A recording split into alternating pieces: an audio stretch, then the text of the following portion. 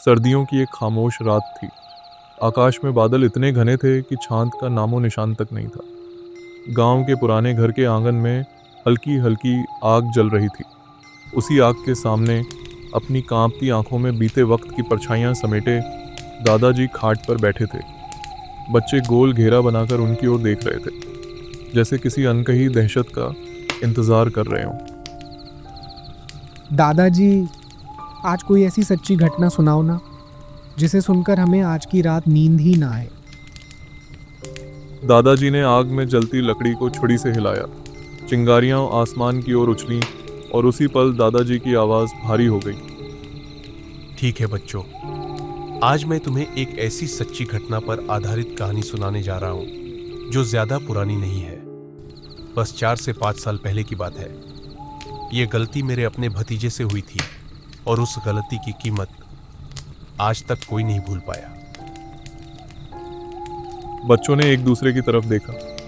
माहौल अचानक ठंडा हो गया, जैसे हवा भी सांस रोककर सुन रही हो।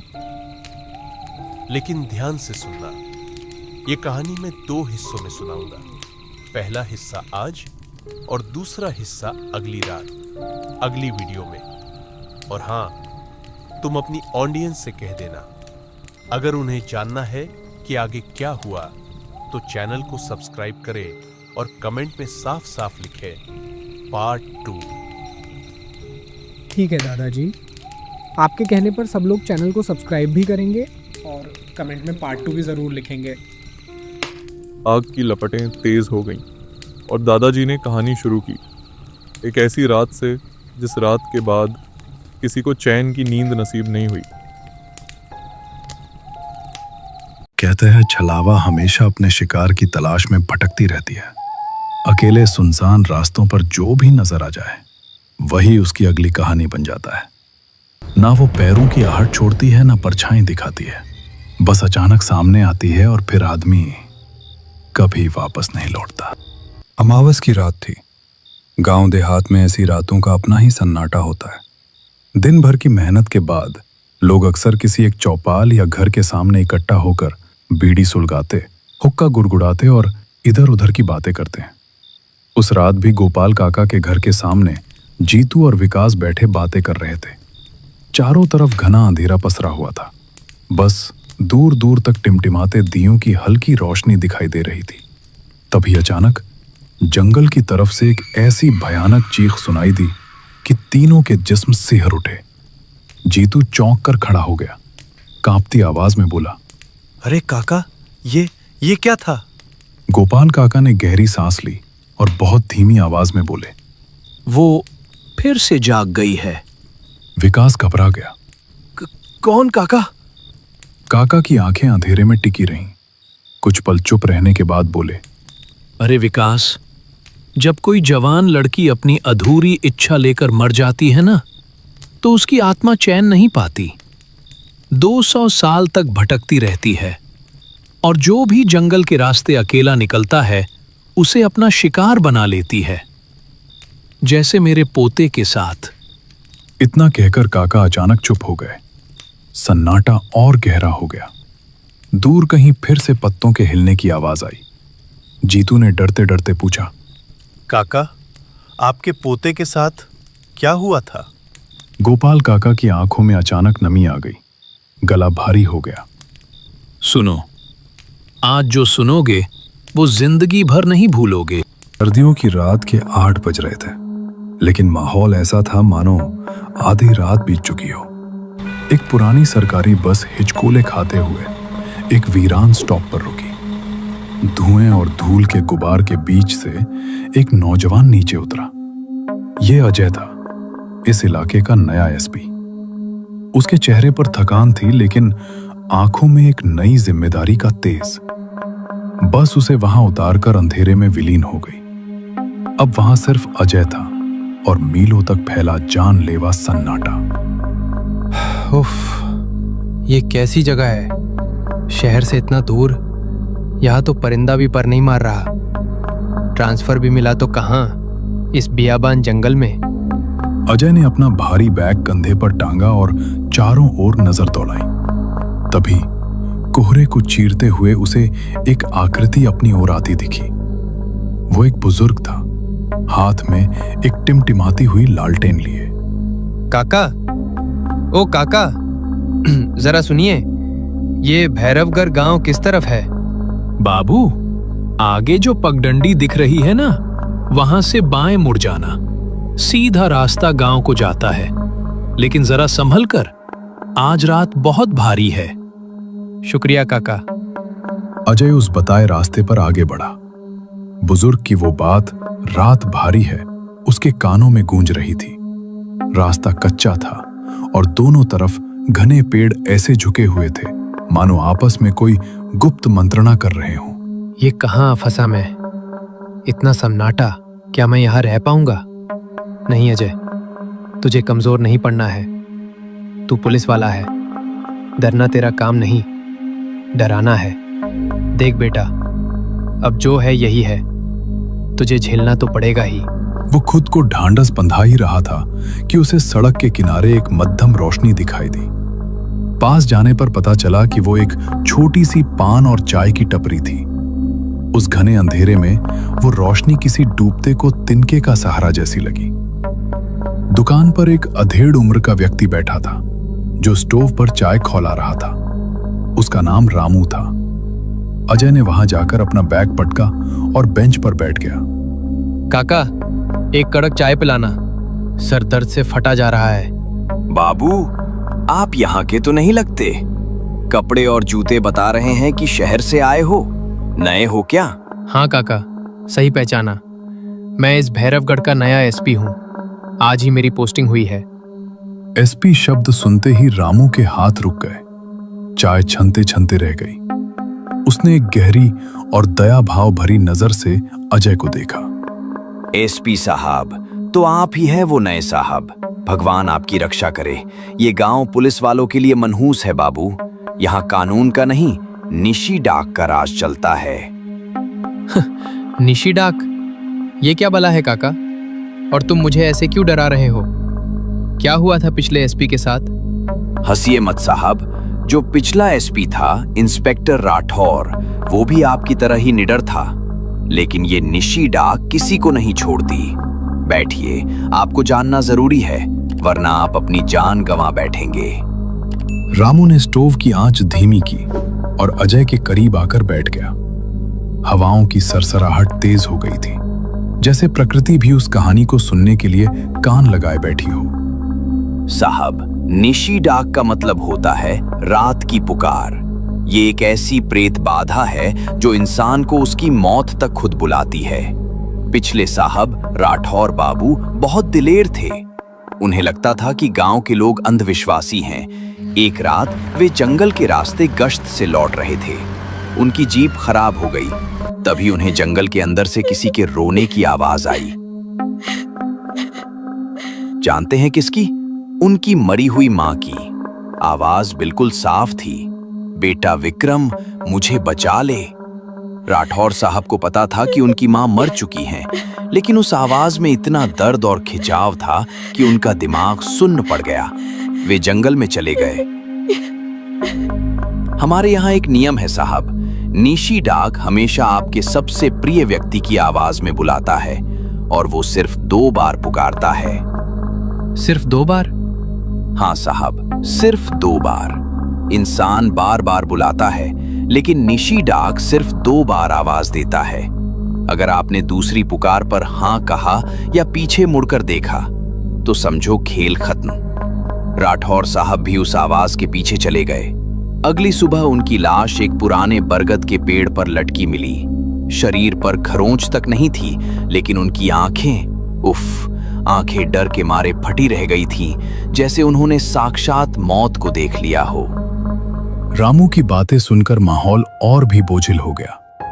लेकिन अजय, जो आधुनिक दुनिया का पढ़ा लिखा अफसर था, उसने इस कहानी को एक कान से सुना और दूसरे से निकाल दिया। काका, कहानी अच्छी बनाते हो। डर का व्यापार अच्छा चलता है यहाँ, लेकिन मैं पुलिस वाला हूँ। भूतों से नहीं, मुजरिमों से लड़ता हूँ। राठौर के साथ कोई हादसा हुआ होगा। चलो, चलता हूँ। साहब, मेरी बात मत टालिए।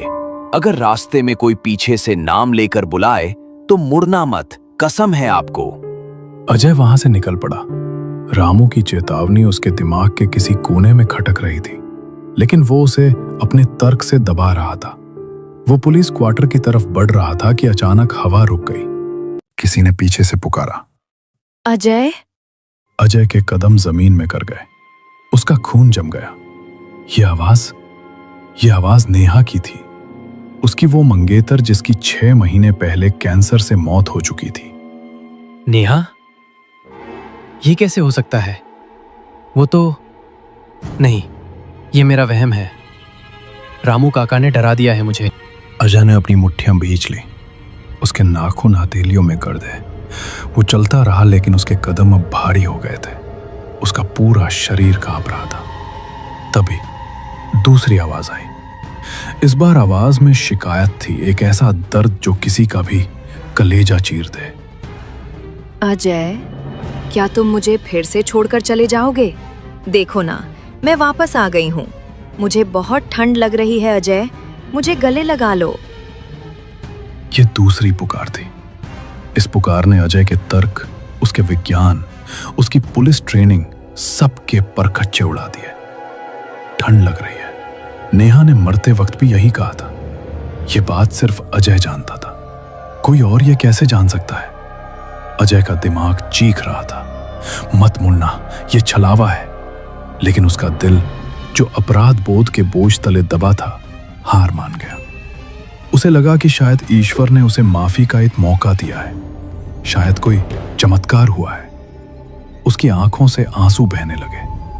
उसने धीरे से अपना सिर घुमाया।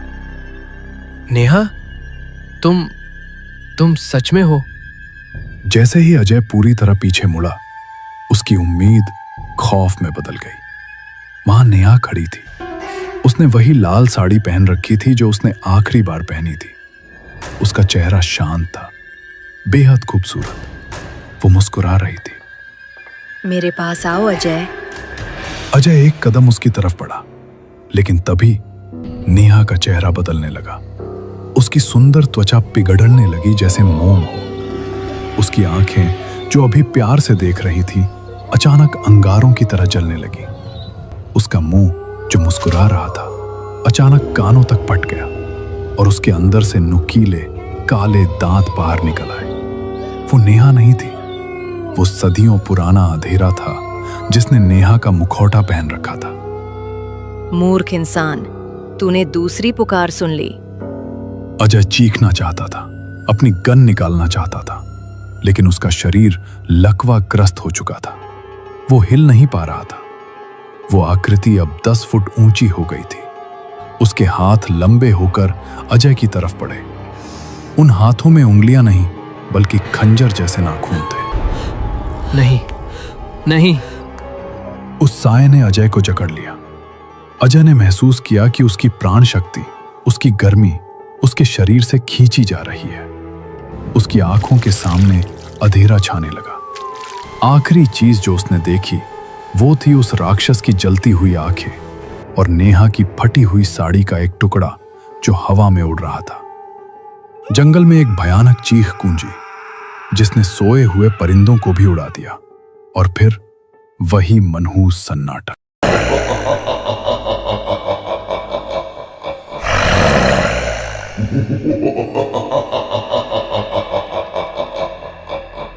छोड़ दो हमें, हमने तुम्हारा क्या बिगाड़ा है?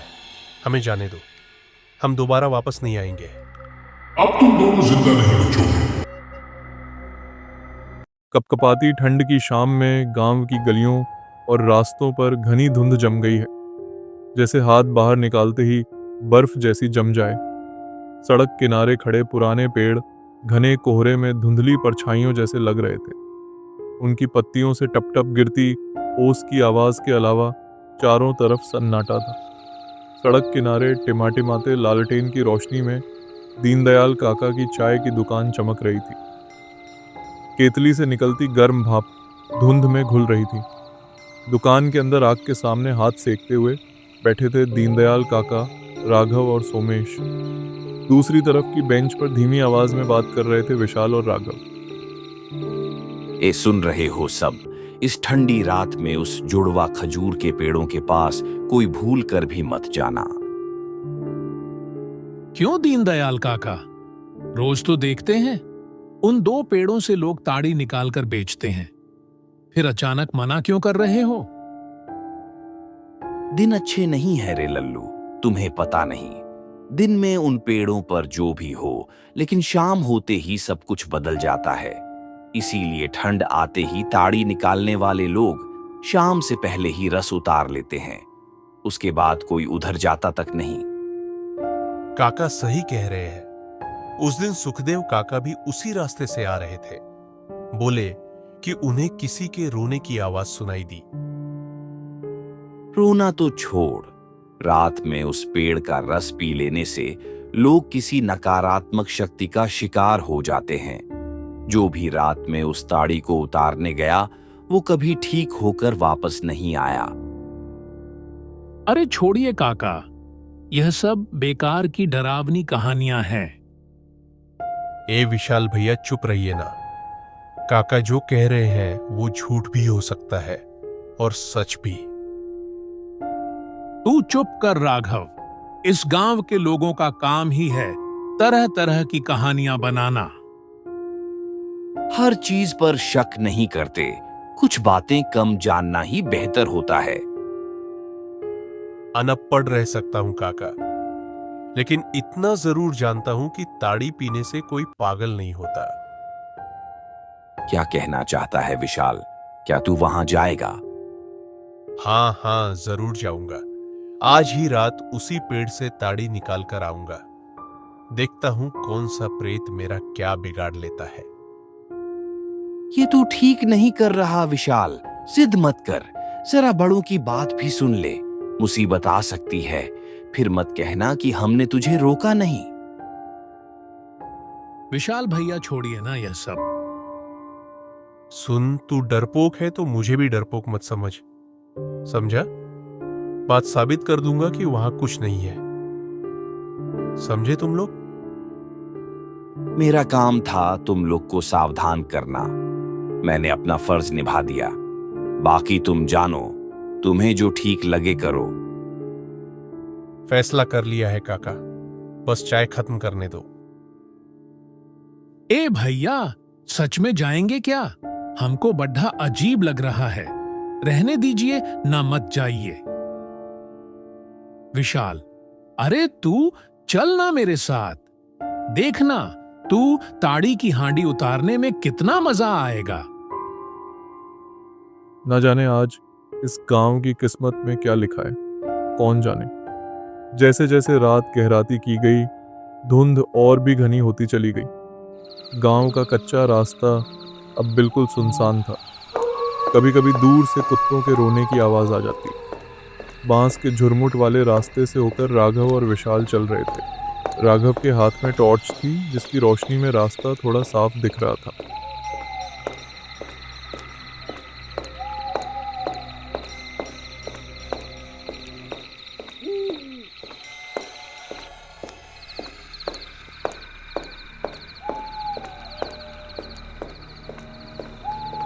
ए विशाल भैया, हमको लग रहा है हमको वापस लौट जाना चाहिए।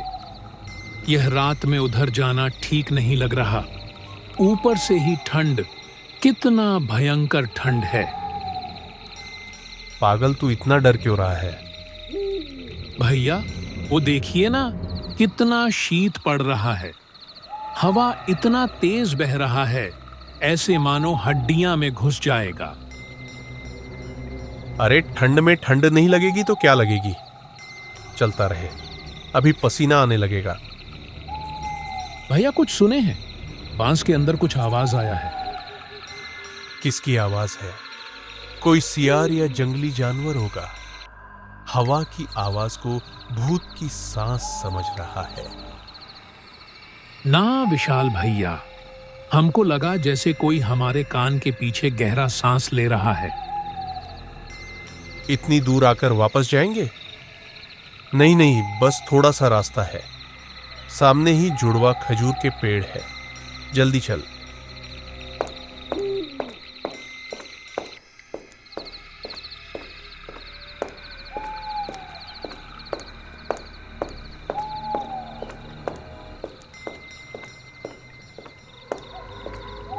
लेकिन विशाल भैया उधर देखिए ना, अगवा कितना धुंध है। तू मेरे पीछे चल, कुछ नहीं होगा। अब तो भगवान ही सहारा है। का जाने कैसे हम विशाल भैया के चक्कर में पड़ गए।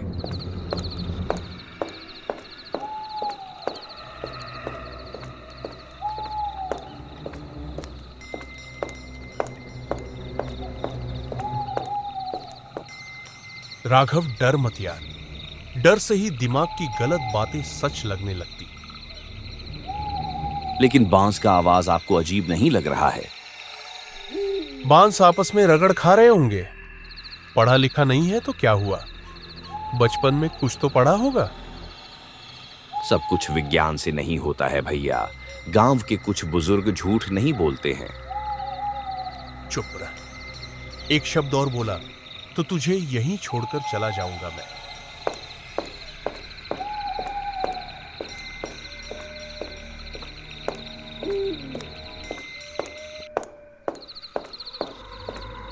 वो अभिशप्त जुड़वा खजूर के पेड़ धुंध से ढके मैदान को पार करके आखिरकार वे उस बदनाम जुड़वा खजूर के पेड़ों के सामने खड़े थे।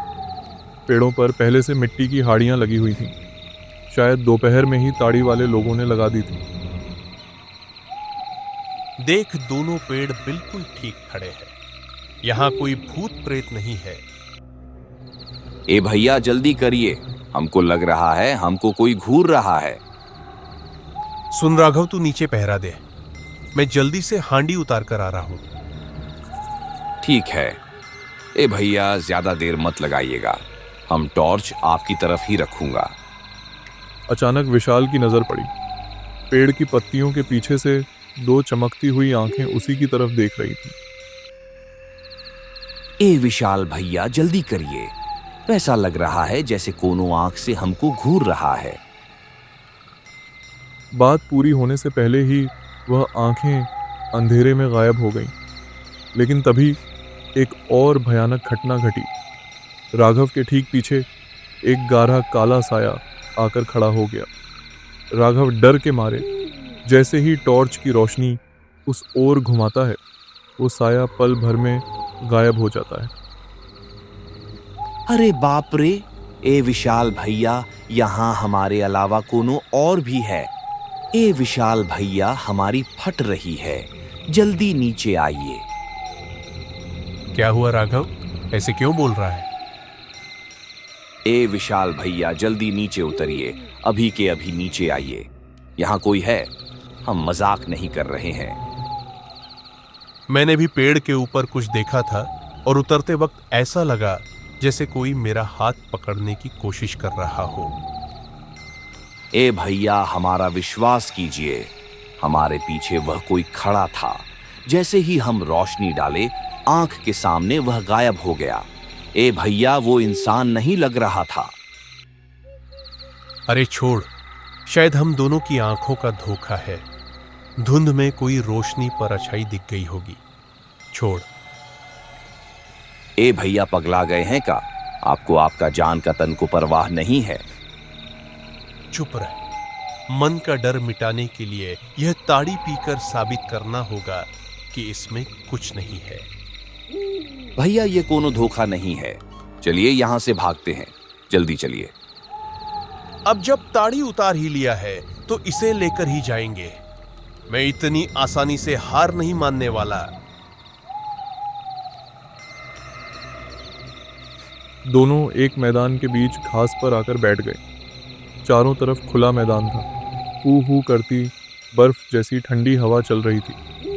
मिट्टी के बर्तन में खजूर का रस उधेलते ही दिखा कि रस का रंग सामान्य नहीं है, बल्कि गाढ़ा काला लाल है। ये ताड़ी का रंग ऐसा क्यों लग रहा है? क्या ताड़ वालों ने इसमें गुड़ मिला दिया है क्या? खबरदार विशाल भैया, इस ताड़ी को मुंह मत लगाइएगा। दिख नहीं रहा है आपको? बिल्कुल खून जैसा लाल है। अरे छोड़, शायद पेड़ का कस मिल गया होगा। तू पिएगा या नहीं? ना भैया, हम मर भी जाए तब वो नहीं पिएंगे, और आप भी इसे फेंक दीजिए। अचानक कहीं से एक काली परछाई उड़ती हुई आई। और विशाल के शरीर में मिल गई।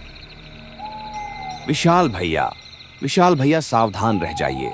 आपकी तरफ कुछ आया है, आपके पीछे कोई था। किस बात की सावधानी? राघव, मैं तो बिल्कुल ठीक हूं। तू नहीं जानता सूर्यभान, तूने मुझसे मेरी मोहब्बत क्यों छीन ली? ए भैया, आपका दिमाग वहां खराब हो गया है का? सूर्यभान कौन है यहाँ? हम तो राघव हैं। अरे बाप रे बाप, यह विशाल भैया नहीं है। जरूर कोनो चीज इसे अपने कब्जा में ले लिया है। आज मैं तुझे छोड़ने वाला नहीं हूं। यह जहरीला ताड़ी तुझे पीना ही होगा आज। कहां जाएगा तू? आज इसी मैदान में तेरा आखिरी दिन है। अरे बाबू, हो बचाओ रे। कोई है कहां? बचाओ। विशाल भैया पर भूत चढ़ गया है, बचाओ कोई। इतना कहकर राघव जान बचाकर दौड़ पड़ा। वो फिर उसी जुड़वा खजूर के पेड़ के नीचे आ पहुंचा। उसे लगा मुसीबत की शुरुआत यहीं से हुई थी और शायद इसका हल भी यहीं होगा। हमारे दोस्त को छोड़ दे, हमसे गलती हो गई। तू जो भी है हमको माफ कर दे। हम लोग यहाँ आकर गलती कर दिए हैं, हमको जाने दे। उसी पल राघव के सामने विशाल आकर खड़ा हो गया। चुप रह सूर्यभान, आज मैं किसी को नहीं छोड़ूंगा। तूने मेरा सुख छीन लिया था। पेड़ से धुएं जैसी एक आकृति नीचे उतर आई। उसी समय विशाल के शरीर से भी एक काली छाया बाहर निकल आई। विशाल जमीन पर गिरकर बेहोश हो गया। रामदीन की आत्मा, आज तेरे इन नए दोस्तों को भी मैं खत्म कर दूंगा। अपना गुस्सा सब पर क्यों निकाल रहा है? मुझे मारकर भी तुझे चैन नहीं मिला। उसी पल धुएं जैसी आकृति ने राघव को धक्का देकर दूर फेंक दिया। राघव जमीन पर गिर पड़ा और उसका सिर फट गया। अरे बाप रे बाप, अरे हमारा सर फाड़ दिया। इतना कहकर दोनों बेजिस्म साए आपस में लड़ते झगड़ते हुए सीधे पेड़ की सबसे ऊंची डाल की ओर उड़ गए। कुछ देर तक जोरदार हड़बड़ाहट हुई, फिर अचानक सब शांत हो गए। उसी समय दूर से दौड़ते हुए लल्लू और सोमेश वहां पहुंच गए। राघव, विशाल, तुम दोनों को क्या हो गया? तुम लोग इस तरह पेड़ के नीचे क्यों पड़े हो? तुम्हारी चीखें सुनकर हम दौड़े आए।